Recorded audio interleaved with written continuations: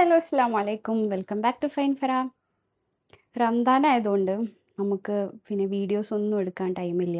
പിന്നെ ഞാൻ കഴിഞ്ഞ പ്രാവശ്യം ദുബായിൽ പോയപ്പോൾ ഒരു മൈക്ക് വാങ്ങിയിട്ടോ. അപ്പോൾ ഞാൻ ഈ ഒരു വീഡിയോ ഓൺ വോയിസിൽ എടുക്കാനാണ് വിചാരിച്ചിട്ടുള്ളത്. അപ്പം റംദാൻ എന്ന് പറഞ്ഞാൽ എന്നും നമുക്ക് സെയിം റുട്ടീൻ തന്നെയാണ്. പ്രത്യേകിച്ചൊരു ഡിഫറൻസ് ഒന്നുമില്ല. പിന്നെ നമ്മളിങ്ങനെ വീഡിയോ ഒക്കെ എടുത്തിരുന്നിട്ടുണ്ടെങ്കിൽ നമുക്ക് വേറെ ഒന്നിനും സമയം ഉണ്ടാവില്ല. അപ്പോൾ അത് വിചാരിച്ചിട്ട് അങ്ങനെ ഇതുവരെ വീഡിയോ ഒന്നും അപ്പോൾ ഇന്ന് നോർമൽ ഡേയ്സിനൊക്കെ കുറച്ച് ഡിഫറെൻ്റ് ആണ്. എനിക്ക് കുറച്ച് സാധനങ്ങൾ ഉണ്ടാക്കിയിട്ട് ഞാൻ സ്ഥിരമായിട്ട് കൊടുക്കുന്ന കുറച്ച് ആളുകൾക്ക് കൊടുക്കാനുണ്ട്. അപ്പോൾ നമുക്കിന്ന് അതും കാണാം. പിന്നെ അതിൻ്റെ കൂടെ ഇന്ന് നമ്മൾ പത്തിരി പിന്നെ അങ്ങനത്തെ ചിക്കൻ കറി അങ്ങനത്തെ സംഭവങ്ങളൊക്കെ ആണല്ലോ. അപ്പോൾ നമുക്കതൊക്കെ തിന്ന് മടുത്ത്. അപ്പോൾ ഇന്ന് നമ്മൾക്ക് നോമ്പ് തുറക്കുമ്പോൾ എന്തെങ്കിലും സ്നാക്സൊക്കെ കഴിച്ചിട്ട് പിന്നെ നമുക്ക് ഇന്നത്തെ ഭക്ഷണം ചോറാണ്. ചോറിൻ്റെ കൂടെയുള്ള പിന്നെ കറികളും പിന്നെ ഉപ്പേരികളൊക്കെയാണ്. അപ്പോൾ നമുക്കതും കാണാം.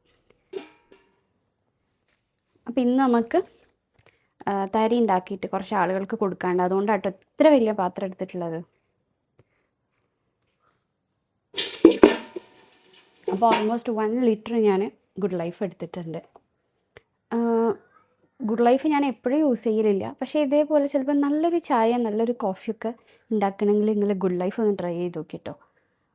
നമ്മൾ യൂസ് ചെയ്യുന്ന ചായപ്പൊടി മാത്രമല്ല, നമ്മൾ യൂസ് ചെയ്യുന്ന മിൽക്കിലും ഇപ്പം നമ്മൾ ചായ ആണെങ്കിലും കോഫി ആണെങ്കിലൊക്കെ ഒന്നും കൂടെ ടേസ്റ്റ് ഇമ്പ്രൂവ് ചെയ്യും.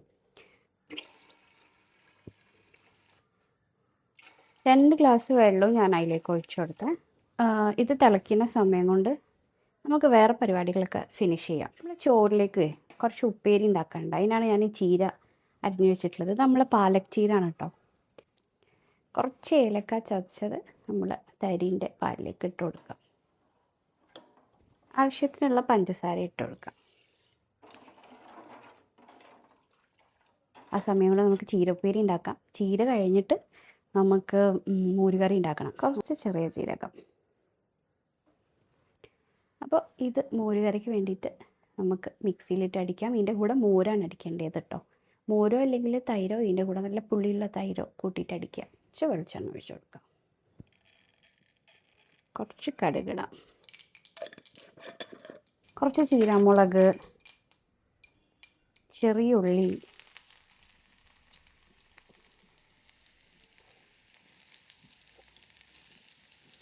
ഇതൊക്കെ ആഡ് ചെയ്ത് കൊടുക്കാം. അപ്പോൾ ഇങ്ങനെ ചീര ഉണ്ടാക്കാത്തവർ ഇങ്ങനെ ഒന്ന് ചീര ഉണ്ടാക്കി നോക്കൂ കേട്ടോ. ഈ ചീര പാലക് ചീര നല്ല ടേസ്റ്റാണ്. അപ്പോൾ നമ്മുടെ ഉള്ളി വെളുത്തുള്ളിയൊക്കെ നല്ല രീതിയിൽ വഴണ്ട് വന്നിട്ടുണ്ട്. ഇനി അതിലേക്ക് നമ്മൾ ചീര ഇട്ട് കൊടുക്കാം. കുറച്ച് ഉപ്പും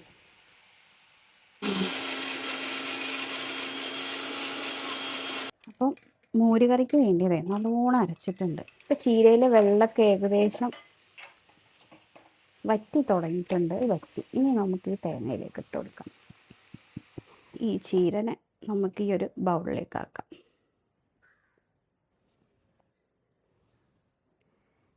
ചീര റെഡിയാട്ടോ. സോ ഇനി നമുക്ക് ആദ്യം റെഡിയായത് ഇവിടെ കൊണ്ടുവെക്കാം. പിന്നെ ഇതിൽ നമുക്ക് കുറച്ച് വെളിച്ചെണ്ണ ഒഴിച്ചിട്ട് മോരുകറി ഉണ്ടാക്കാം. നമുക്ക് ആദ്യം ഇത്തിരി വെളിച്ചെണ്ണ ഒഴിക്കാം.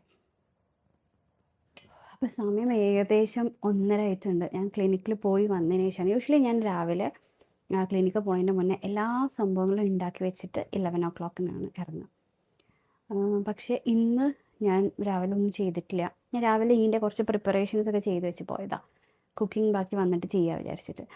അപ്പം ഇപ്പോൾ ഓൾമോസ്റ്റ് ടൈം 1:30 ആയിട്ടുണ്ട്. ആൻഡ് ഇവിടെ ഭയങ്കര ചൂടാണ്. ആൻഡ് ഇവിടെ ഇത് ആക്ച്വലി ഒരു പഴയ വീടാണ്. അപ്പോൾ ഈ ഓടിട്ട വീട് നമ്മളിങ്ങനെ റെനോവേറ്റ് ചെയ്തിട്ട് ശരിയാക്കിയതാണ്. അപ്പോൾ മുകളിൽ ഓട് തന്നെയാണ്. പക്ഷേ നമ്മുടെ ഈ ഒരു കിച്ചണിൽ ഇതിൻ്റെ സ്ലോപ്പ് കുറവാണ്. മുകളിൽ ഞാൻ കാണിച്ചു. ഇവിടെ കിച്ചൻ്റെ ഈ സ്ലോപ്പ് കുറവായതുകൊണ്ട് ആ സമയത്ത് അവരെന്ത് ചെയ്തു, ആ സ്ലോപ്പിൻ്റെ അടിയിൽ ഇതുപോലൊരു അലുമിനിയം ഷീറ്റ് അങ്ങോട്ട് ഇട്ടു. എന്നിട്ട് അതിൻ്റെ മുകളിലാണ് ഓട് വിരിച്ചിട്ടുള്ളത്. അപ്പോൾ ഇങ്ങനെ ഒരു ഷീറ്റിൻ്റെ അടിയിൽ നിൽക്കുമ്പോഴുള്ള ചൂട് എന്തായിരിക്കും. എന്നാലും ഒരു 3 o'clock ഒക്കെ ആകുമ്പോൾ ഭയങ്കര ചൂടാട്ടോ. ഇപ്പം ചൂടില്ല എന്നല്ല. So I am sweating. നമ്മുടെ എണ്ണ ചൂടായി. നമുക്ക് മോരുകറി ഇവിടെ ഉണ്ടാക്കി കഴിഞ്ഞാൽ മോരുകറിയിലേക്ക് നീഡ് കടുക് ആൻഡ് ഉലുവ. കുറച്ചൊരു 4-5 മണി ഉലുവ ഇടാം. 2 പിഞ്ച് കേട്ടോ, 2 പിഞ്ച് ഉലുവ, പിന്നെ 1 സ്പൂൺ കടുക്. ഓക്കെ, എനിക്ക് തീരെ ഇഷ്ടമില്ലാത്തൊരു സംഭവമാണ്. അപ്പം ഇങ്ങനെ ഞാനിവിടെ ഇതൊക്കെ ക്ലീൻ ചെയ്ത് വെച്ചാണ്. ഇപ്പം ഇത് കടുകെല്ലാം ബേസ്റ്റ് ചെയ്തപ്പോൾ ഇവിടെ ഫുള്ള് കച്ചറായി. എനിക്കിങ്ങനെ കുക്ക് ചെയ്യുമ്പോൾ തന്നെ ഞാൻ ഇങ്ങനെ ക്ലീൻ ചെയ്തുകൊണ്ട് നിൽക്കും. ബട്ട് ഞാനിപ്പോൾ ഇങ്ങനെയൊക്കെ കൺട്രോൾ ചെയ്യാണ്. കുറച്ച് കറിവേപ്പില ഇടാം. ആൻഡ് നമ്മുടെ മോരുകറി ഒഴിക്കാം. സോ മിക്സിയിലേക്ക് കുറച്ച് വെള്ളം ഒഴിക്കാം.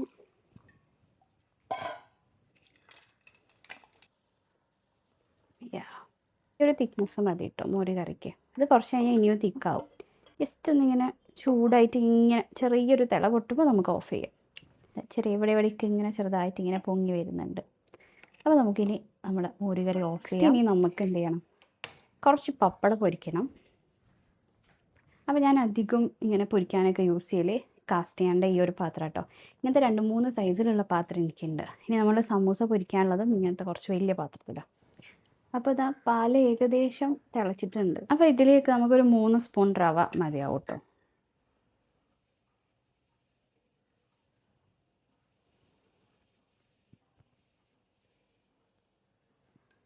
ഒരു 1/2 ടീസ്പൂൺ ഉപ്പ് ഞാൻ ഇതിലേക്ക് ആഡ് ചെയ്യണ്ടേ.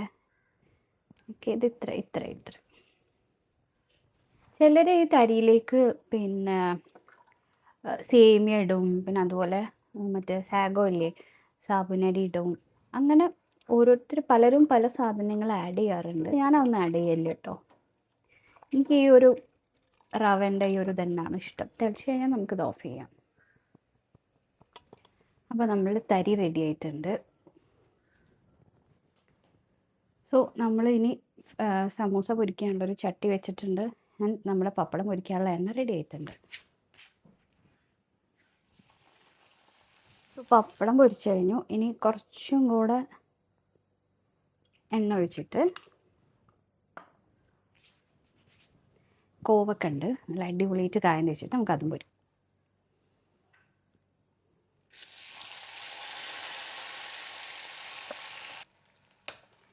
തരി വറവിട നെയ്യ് ഒഴിച്ചിട്ടുണ്ട്.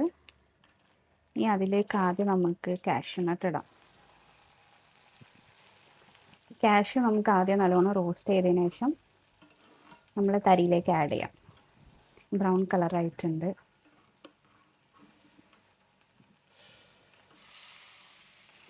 ക്രിസ്പി ആയിട്ട് ഫ്രൈ ആയി കഴിഞ്ഞിട്ടുണ്ട്. അപ്പോൾ നമുക്ക് പ്ലേറ്റിലേക്ക് സെർവ് ചെയ്യാം. നമുക്ക് ഇങ്ങനെ തന്നെ ഇതിലേക്ക് ആഡ് ചെയ്യാം കേട്ടോ.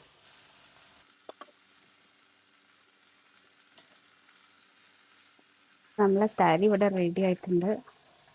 തരീൻ്റെ കൂടെ ഇനി നമുക്ക് സമൂസ ഫ്രൈ ചെയ്യാനുണ്ട്.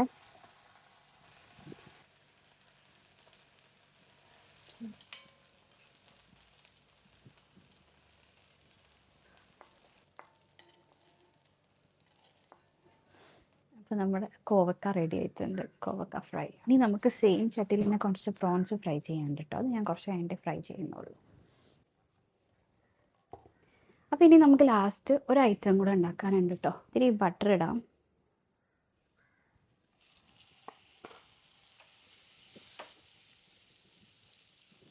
ബട്ടർ ഇട്ടിട്ട് അപ്പോൾ ഇൻബിറ്റിന് ഇതിൻ്റെ സ്റ്റോറേജ് ഫുള്ളായി പോയിട്ടോ. അപ്പോൾ നമ്മൾ ആദ്യം മുട്ട ചിക്കിയിട്ടുണ്ടേ. മുട്ട ഇങ്ങനെ കുറേ ഇങ്ങനെ ഭയങ്കര ഹാർഡാവരുത്. അതിൻ്റെ മുന്നേ ആ സോഫ്റ്റ് കൺസിസ്റ്റൻസി ആകുമ്പോൾ തന്നെ വേഗം എടുക്കണം. മുട്ട ചിക്കിയിട്ടുണ്ട്. അപ്പോൾ ഇത് നമുക്കൊരു സാൻഡ്വിച്ച് ഉണ്ടാക്കണം, അതിനുള്ള ഫില്ലിംഗ് ആണ്. അപ്പോൾ നമുക്ക് ആദ്യം ബട്ടർ ആഡ് ചെയ്യാം. അതിലേക്ക് കുറച്ച് ഗാർലിക് ആഡ് ചെയ്യാം കേട്ടോ. അതിന് ശേഷം കുറച്ച് മൈദ ആഡ് ചെയ്യും. മൈദ ഒന്ന് റോസ്റ്റ് ചെയ്തതിന് ശേഷം നമുക്ക് കുറച്ചായിട്ട് മിൽക്ക് ആഡ് ചെയ്യാം.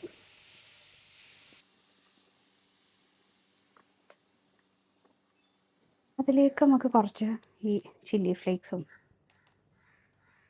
പാഴ്സ്ലി ഒക്കെ ഇടാം. ഇനി ഈ സോസിലേക്ക് നമുക്ക് എഗ്ഗ് ആഡ് ചെയ്യാം. ഒന്ന് ചൂടാറുമ്പോൾ ഒന്നും കൂടെ അത് തിക്കാവും.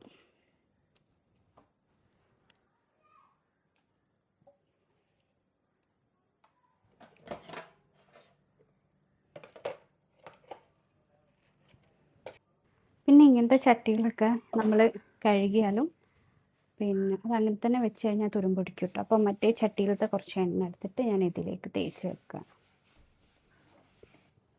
അതേപോലെ തന്നെ ഈ ചട്ടിയും ഞാനിപ്പോൾ വാഷ് ചെയ്യുന്നില്ല. സമൂസ ഉണ്ടാക്കിയ ചട്ടിയിൽ വാഷ് ചെയ്യുന്നില്ല. ഞാൻ ജസ്റ്റ് അതിലത്തെ എണ്ണ അതിൽ ഫുൾ അപ്ലൈ ചെയ്ത് വെക്കുകയാണ്. അപ്പോൾ പാത്രങ്ങളൊക്കെ ഏകദേശം ക്ലിയർ ചെയ്തു. ഇനി എനിക്ക് ഏറ്റവും പെട്ടെന്ന് ഞാൻ ചെയ്യാൻ ഉദ്ദേശിക്കുന്ന കാര്യം എന്ന് പറഞ്ഞാൽ, എനിക്ക് ഏറ്റവും വേഗം ചെയ്യേണ്ടതെന്ന് പറഞ്ഞാൽ ഇവിടെ സ്റ്റവ് ക്ലീനിങ് ആണ്. അപ്പോൾ അതിന് ഞാൻ ഇങ്ങനൊരു സൊല്യൂഷൻ ഉണ്ടാക്കി വെച്ചിട്ടുണ്ട്.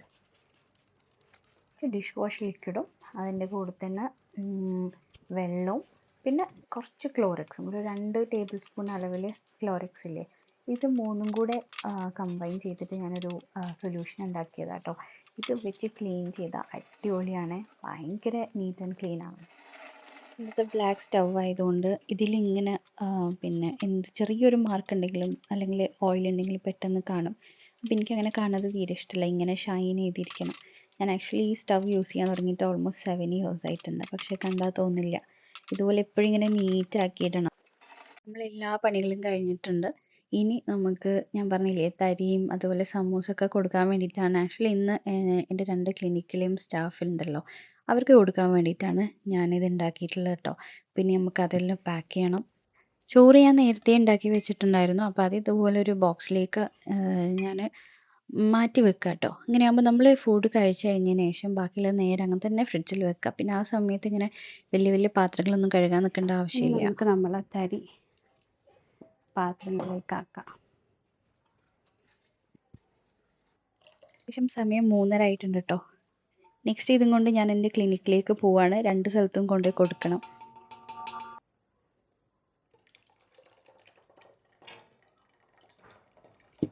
കറക്റ്റാണ് 2 പാത്രത്തിലേക്ക്. അതിന് ശേഷം ഫസ്റ്റ് ടൈമാണ് കേട്ടോ ഞാനിവിടെ ഫ്രൈ ചെയ്യുന്നത്. യൂഷ്വലി നമ്മൾ ഫ്രൈഡ് ഐറ്റംസ് ഒന്നും ഉണ്ടാക്കില്ല. അങ്ങനെ എന്തെങ്കിലും കഴിക്കണം എന്നുണ്ടെങ്കിൽ എന്തെങ്കിലും സാൻഡ്വിച്ചസോ അങ്ങനെ എന്തെങ്കിലുമൊക്കെയാണ് ഉണ്ടാക്കി വെക്കാറ്. മഗ്‌രിബ് നിസ്കരിച്ച് കഴിഞ്ഞതിന് ശേഷം നമ്മൾ നേരെ ഡിന്നർ കഴിക്കലാണ് കേട്ടോ.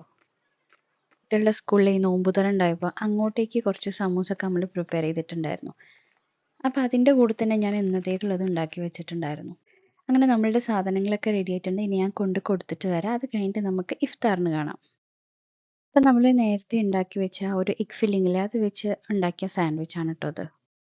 2 ദിവസം മുന്നേ എൻ്റെ ഫ്രണ്ട് സിലിയ കാസർഗോഡ് നിന്നും എന്നെ കാണാൻ വേണ്ടി വന്നിട്ടുണ്ടായിരുന്നു. അപ്പോൾ അവർ ഗിഫ്റ്റ് ചെയ്താണ് കേട്ടോ നമുക്ക് ഈ ഒരു ഡേറ്റ്സിൻ്റെ ബോക്സും ഡ്രൈ ഫ്രൂട്ട്സിൻ്റെ ബോക്സും. അപ്പം ഞാൻ വിചാരിച്ചു ഇൻഷാ അല്ലാഹ് ഇനിയുള്ള നോമ്പുകൾ ഈ ഡേറ്റ്സ് വെച്ച് നോമ്പ് തുറക്കാം. അങ്ങനെയാകുമ്പോൾ തന്നെ നമ്മൾ നോമ്പ് തുറക്കുന്ന ഒരു കൂലി സിലിയക്കും ഫാമിലിക്കും കിട്ടട്ടെ അല്ലേ, ഇൻഷാ അല്ലാഹ്. അപ്പോൾ ഈ വീഡിയോ ഇവിടെ അവസാനിക്കുകയാണ്. ഇനിയും നല്ല അടിപൊളി വീഡിയോസ് ആയിട്ട് വരാം. വീഡിയോ ഇഷ്ടപ്പെട്ടെങ്കിൽ എല്ലാവരും ഒന്ന് ലൈക്ക് ചെയ്യണം, ഷെയർ ചെയ്യണം, സബ്സ്ക്രൈബ് ചെയ്യണം. അപ്പോൾ ഇവിടെ നോമ്പ് തുറക്കാൻ ഞാനെപ്പോഴും ഒറ്റക്കാണ് ഉണ്ടാവാറ്. എല്ലാവരും പള്ളിയിലേക്ക് പോവും. ഇഫ്താറിൻ്റെ സമയത്ത് ഞാൻ മാത്രമേ ഉണ്ടാവുള്ളൂ. അപ്പം ഞാൻ നോമ്പ് തുറക്കട്ടെ. This is Farah signing off. Bye bye. Take care. Assalamu alaikum.